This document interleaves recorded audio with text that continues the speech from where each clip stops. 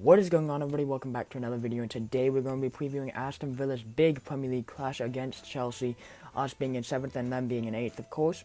We come into this game on red-hot form, having played our 4 last Premier League games. We have conceded 0 goals, scored 7, and won 3 of them. We're coming off 2 very impressive 3-0 wins against West Brom and Crystal Palace, respectively, while Chelsea haven't been doing so well of late.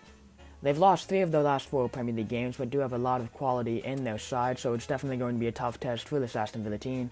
Do I think we can upset them?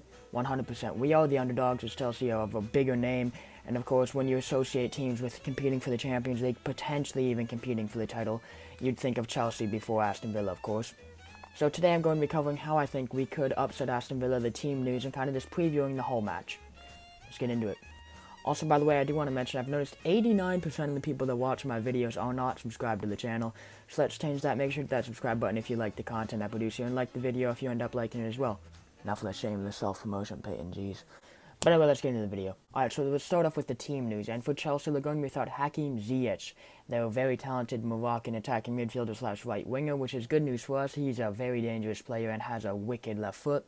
Both Reece James and Ben Chilwell are questionable after they did both play and start last weekend's clash against Arsenal, but they looked off the pace and they had to pass late fitness tests in order to get into the team.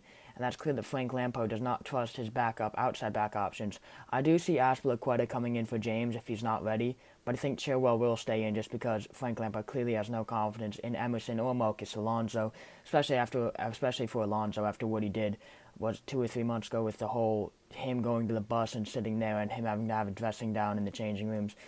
It's a whole incident I'm not even going to cover because I'm an Aston Villa fan, of course.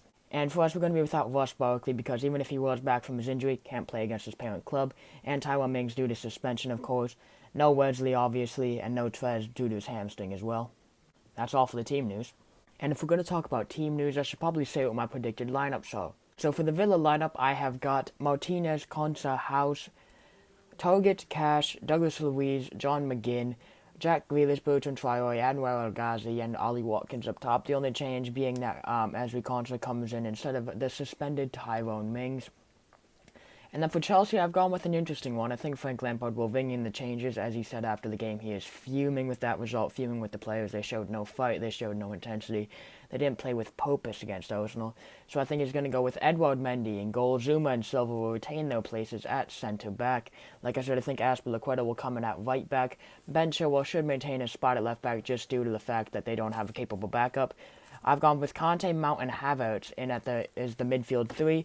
And then I've gone with Hudson-Odoi on the right because he was the best player on the pitch and he came on as a sub. And I've gone for Werner to lead the line just because I think Frank Lampard sees now that Werner is simply not good enough to play on the left wing in the Premier League. He is a center forward. If you wanted to buy a left wing, should have bought a left wing. I know they're struggling with injuries, but if you're going to buy a 26-goal season striker or however many goals he scored in the Bundesliga last season, play him as the number 9. Let him be a center forward. So I think he will be up top, and then I think Pulisic will be on the left for the Blues as well. Now I'm going to cover some key components if Aston Villa do want to win this game. One of the most important things for Aston Villa to do tomorrow is they need to shut down Chelsea's wing players.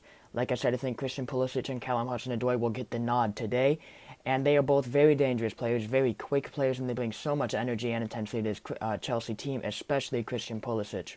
Matty Cash is going to have to shut him down very well, and Matt Target will also have to shut down Hudson-Odoi on the other side. And inevitably, they're going to get beaten at least once tomorrow. And for that, we're going to have Ezri Konsa and Courtney House be authoritative in the air, win those first balls, set the tone for the 90 minutes, and show Chelsea that we're here to mean business. This is going to be a game where we're going to have to absorb a lot of pressure. They're coming off a bad loss. They're going to come with energy. They're going to come with intensity. And they're going to come ready to make it a bullfight and fight for that ball and try to possess that ball the entire 90 minutes. And we're just going to have to absorb that pressure and catch them out on the counterattack and use our athletic forwards, Ollie Watkins, Bertrand Traore, Anwar El Ghazi, Jack Grealish. Use them to our advantage to catch them out. They are vulnerable on the counterattack. Any team is. And like I said, Douglas Luiz and John McGinn will have to have some very good games tomorrow in order for us to win this game. They're the engine room of this Aston Villa team, and I have full confidence that they will break up the play, intercept passes, and do their job tomorrow.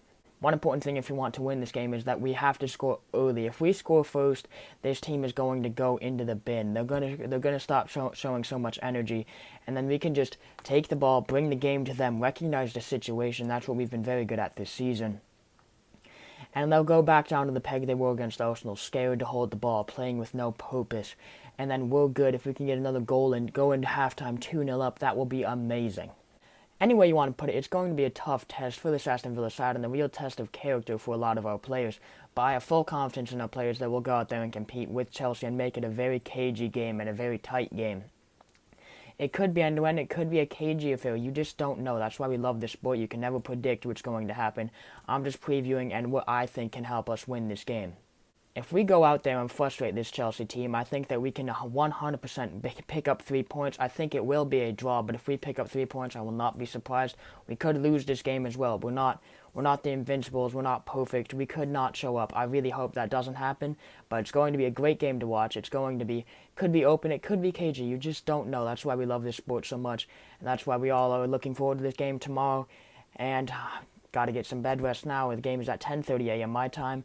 I hope you all have enjoyed the video. I know for sure I have. If you enjoyed it, make sure to leave a like and subscribe to the channel down below. Trying to hit 200 subscribers by the new year. That's 9 subscribers more. And yeah, I hope you all enjoyed the video. And remember, up the Villa.